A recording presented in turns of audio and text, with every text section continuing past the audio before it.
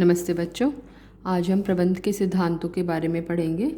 हमने last class में और उससे पहले वाली क्लास में प्रबंध के सिद्धांत का क्या मतलब होता है, क्या उसकी विशेषताएं होती हैं और प्रबंध के सिद्धांतों को पढ़ना क्यों ज़रूरी है, ये सब डिस्कस किया था। हमारे सिलेबस में दो थ्योरिस्ट्स हैं जिनके बारे में हम पढ़ेंगे या जिनके सिद्धांतों को हम पढ़ेंगे।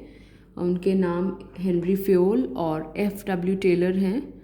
तो सबसे पहले हम हेनरी फ्योल के द्वारा दिए गए प्रबंध के सिद्धांतों के बारे में पढ़ेंगे। तो दोबारा से मैं रिपीट कर रही हूँ कि दो लोगों के प्रबंध के सिद्धांत हैं जिनके बारे में हम पढ़ेंगे।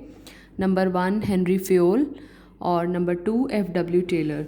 आपको लिखने की ज़रूरत नहीं है ये बात, अभी केवल आप इतना नोट कर सकते हैं कि अभी हम फ़िलहाल हेनरी फ्योल के प्रबंध के सिद्धांतों के बारे में पढ़ने जा रहे हैं।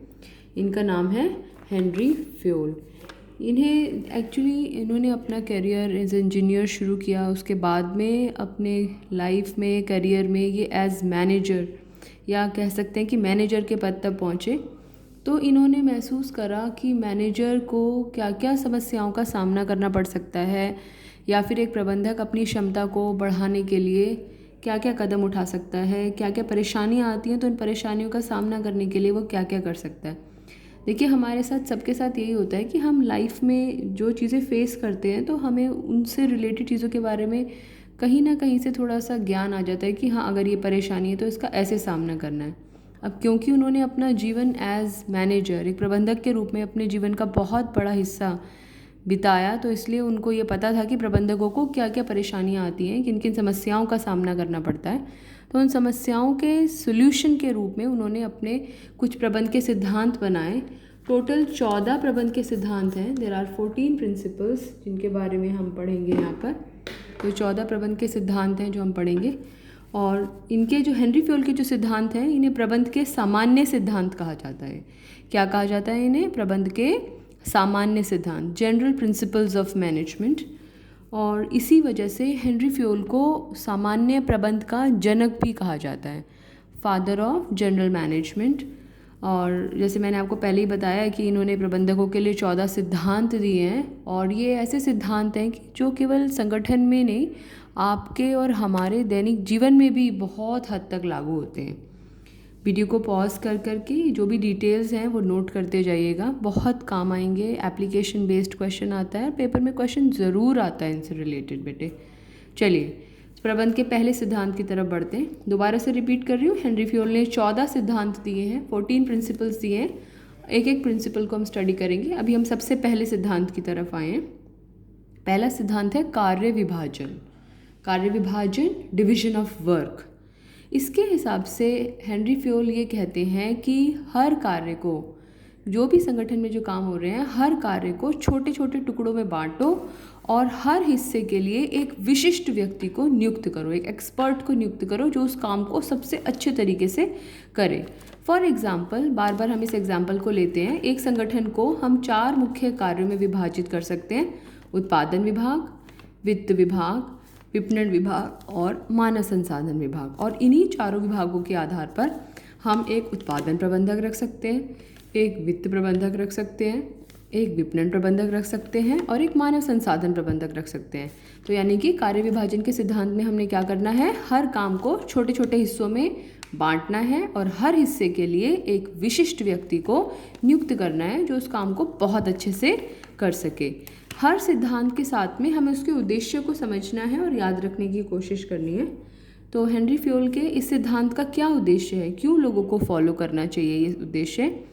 ताकि एक बार के परिश्रम से ही अधिक उत्पादन और श्रेष्ठ कार्य किया जा सके। एक ही बार मेहनत करो, ऐसा काम को बांटो, ऐसे एक्सपर्ट को उसको दो कि एक ही बार की मेहनत से अधिक उत्पादन, मैक्सिमम हो जाए प्रोडक्शन और काम भी अच्छा हो, श्रेष्ठ कार्य हो। तो ज़रूर, बहुत इंपॉर्टेंट लाइन है, मैंने लास्ट में लिखी, मिस हो गई थी, तो उसको ज़रूर नोट कर लीजिएगा। ये है पहला सिद्धांत हमारा, कार्य विभाजन।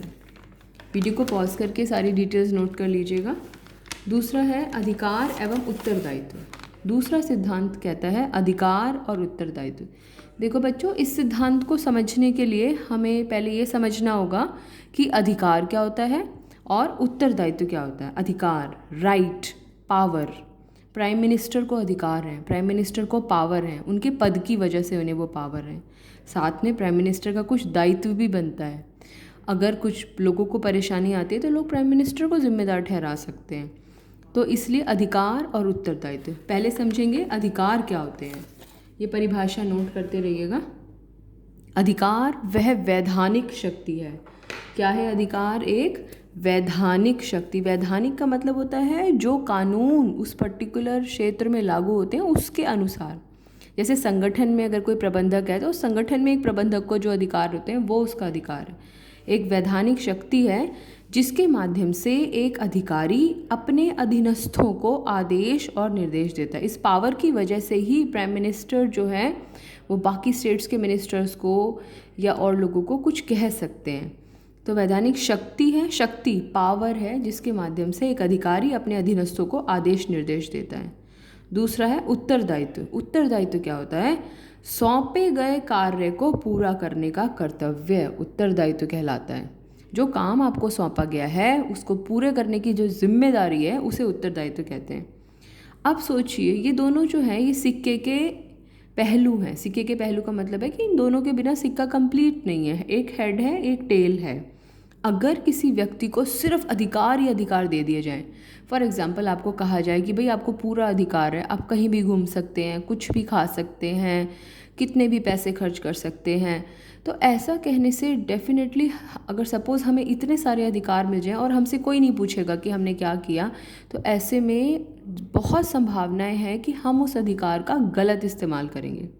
इसलिए हम कहते हैं कि अगर किसी व्यक्ति को केवल अधिकार दिए जाएंगे तो व्यक्ति क्या बन जाएगा?